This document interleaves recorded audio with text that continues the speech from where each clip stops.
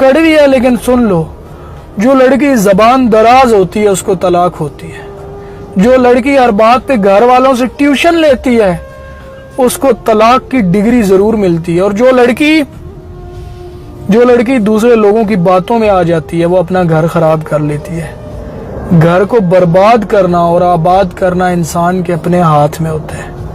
समझदार लड़की वो होती है जो मेके की बातें ससुराल में ना करे और ससुराल की बातें मेके में ना जाके बताए। मोहब्बत रवैयों को झील कर होती है मोहतरम। बातों से आदत हो सकती है, मोहब्बत नहीं। एक बार यूं हुआ कि मियां बीवी की शदीद वाली लड़ाई हो गई और बीवी ने शदीद गुस्से में कह दिया कि अगर तुम मर्द हो मुझे तलाक दो, तुम मर्द नहीं हो, अगर हो तो मुझे तलाक दे दो।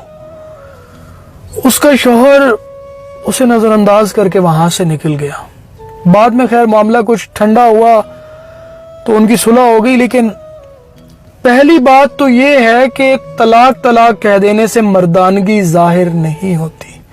रिश्ते के लिए, अपने बच्चों के लिए अपनी अना को दबाकर खामोश हो जाना और दूर अंदेशी से काम लेते हुए फैसला करना, ये मर्दानगी कहलाती है।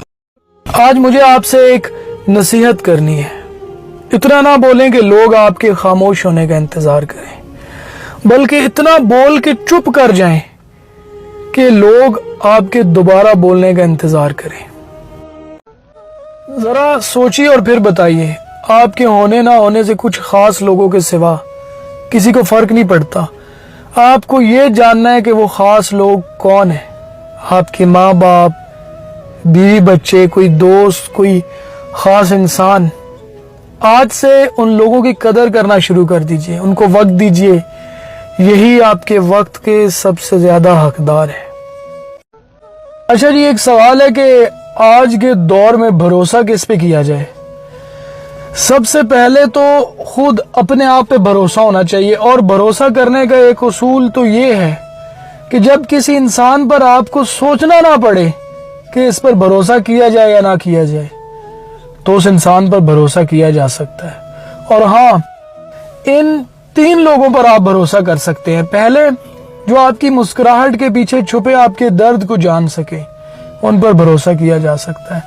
दूसरे, वो जो आपकी नाराजगी भी, आपकी मोहब्बत भी समझ सके, उन पर भरोसा किया जा सकता है। और तीसरे, वो जो आपकी खामोशी को देख सकते हैं, सुन सकते हैं, समझ सकते हैं, जिनको आप बोलें कि मैं ठीक हूं, लेकिन वो जानते हो कि आप ठीक नहीं हैं। अगर आपकी जिंदगी में कोई ऐसा शख्स है तो उसे कमेंट्स में टैग करके एहसास दिलाइए कि वो भी आपके लिए उतने ही अहम है।